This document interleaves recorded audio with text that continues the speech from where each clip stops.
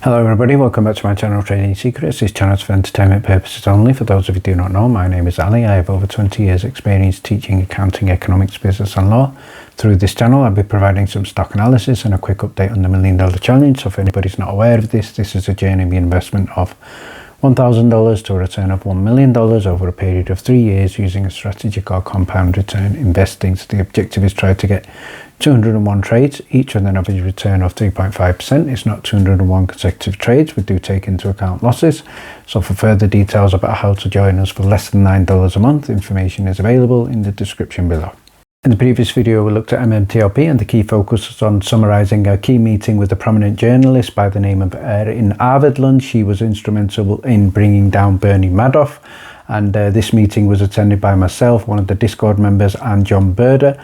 And this has been summarized in the previous video. The actual video highlights of the actual interview are also available to Discord members and channel members. And in today's video, we're going to be following on from developments from that meeting. And we're also going to be looking at important updates from John Brda with regards to strong fight back, and also updates from the SEC, so stay tuned for that. Let's first of all start by having a look at what's happening in the markets. We can see the US Department of Justice has announced that it's going after crypto money laundering with allegations of links to Russia, and one of the consequences of this has been a significant drop in the US stock market. However, I'm hoping this doesn't last too long and we do get a recovery very, very soon. Let's now have a look at a key important update from John Brda, and in this tweet just released earlier today, he stated that news of the day, MMTLP not the best kept secret, but see below. So this is something in terms of a key development, so we're going to have a look at this. And what he also states is the fight has just got more intense. There was a reason I changed the image on my profile a few days ago.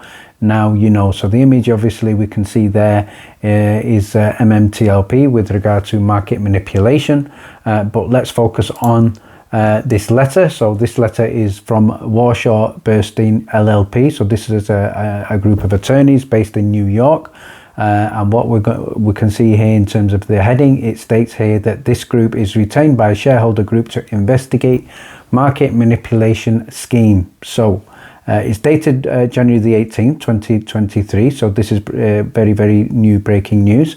I've highlighted in yellow here the key things I would like to focus on. And in terms of this investigation that is going on, it is looking at tens of thousands of suspecting investors were fraudulently sold hundreds of millions of unauthorized phantom shares of Bridge Hydrocarbons Incorporated by market makers, broker dealers and other third parties. So very strong statement there, but it doesn't finish. The second part is also in terms of the investigation is going to focus on whether fraud, so again criminal allegation here, was committed in connection with the listing of Metamaterials MMTLP. I think there is certainly strong circumstantial evidence there.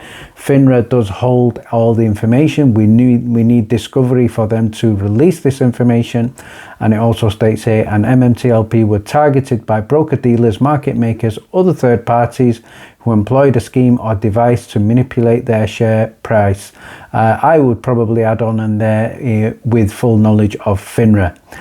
So one thing I think I'd like to clarify in terms of my opinion of this is not litigation right now, but this is research, this is investigation, and this is being carried out by the attorneys, and it certainly looks like John Brda and his probably a close team close to him are paying for this. So this is not going to be free. So special thanks to John for digging into this, and this is obviously a strong statement by John that he wants to get to the bottom of this. He's there to fight for retail, he's there to fight for all of us. He wants justice, clarity and protection for everybody who invested in MMTLP. So great news there. He's also followed on by clarifying it, as I've just said.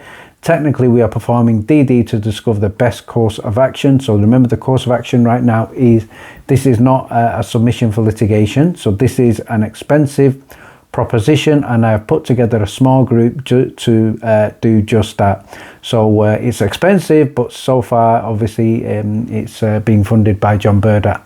It seems so, and probably a few close inside people there. And finally, he's also followed on by, with regard to final message here, me and the 3 other OG Torch folks, no names named here, have funded this DD process. So I'm assuming it probably would be Greg McCabe, John Brda, and probably one other individual, but I'm not sure who that is. With Wes and the team, we will go where the DD takes us, make appropriate decisions when we have all the data. Not afraid, ready to take action, and all MMTLP family will be kept in the loop.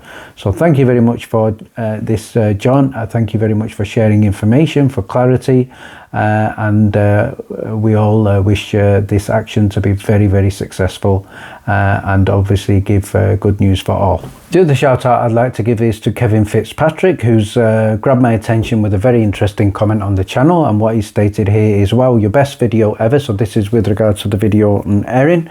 I'm praying and it is working. I talked to the SEC today and told them about my MMTLP story, and they said we all use the Whistleblower and Tip website. So that's very interesting. They returned my call from the weekend. Also, we can comment when the new rules are being made. So it looks like there's some positive developments here.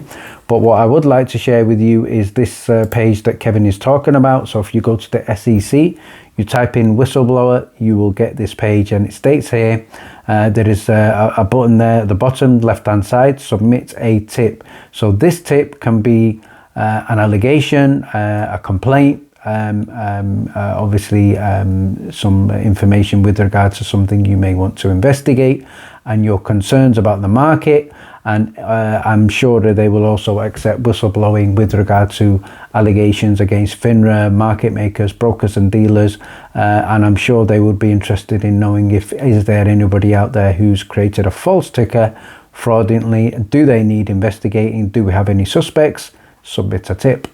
The next thing I'm going to do is provide an update on the previous video. So this is with regard to Erin Arvedlund. So shout out here to C Sterling, tagging in Erin and reminding her with regard to the meeting that we had. So good news here is Erin has retweeted that tweet. So the other thing I'd like to update you with, again, special shout out to C Sterling. This is an image that she created linking Madoff Ponzi scheme with MMTLP investors, and this has also been shared with Erin.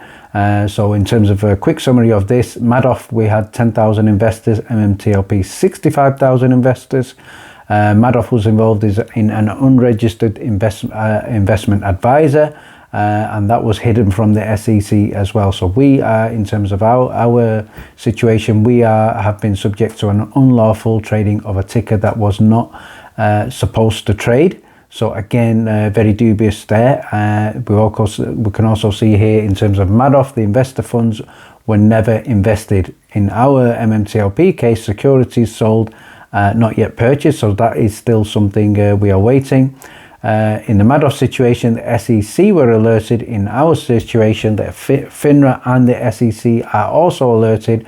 But those of you seeing Madoff will see that SEC were significantly negligent. They were not responding to the allegations, the complaints, the investigations, and also Erin's initial article in Barron's.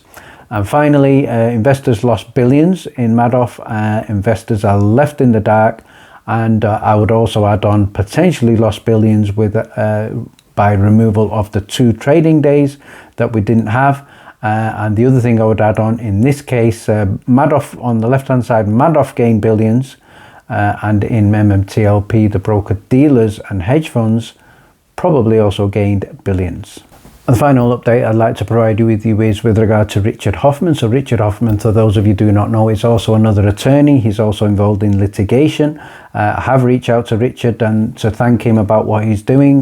We have also contacted Erin, Camwell35 and myself in terms of email correspondence. We've informed her about the work that Richard is doing behind the scenes in his litigation. So we are proposing a meeting with Richard and ourselves going forward, especially with Erin as well. So Richard hopefully is going to be available for this, so we will keep you updated about that. But let's have a look at Richard's post. He's stated here, today's update with Fidelity litigation. They, in terms of the company representing Fidelity Morgan Lewis, have sent Richard a threatening letter and asked him to stop pending a hearing on their motion to enforce the arbitration provision. So remember what Fidelity are saying: we don't want court action, we want arbitration. So arbitration is a form of negotiation outside of court, and it does not carry any legal consequences, doesn't carry any legal precedents, and also doesn't carry any legal rulings. So in a way they can do a little bit of a side deal and not be bound by the law. So that's what they want. And Richard's response is very gracious, very eloquent, and he's told them to F off. Hearing to come. Thank you very much, Richard. Great response. Finally, thank you very much for watching. Please stay tuned.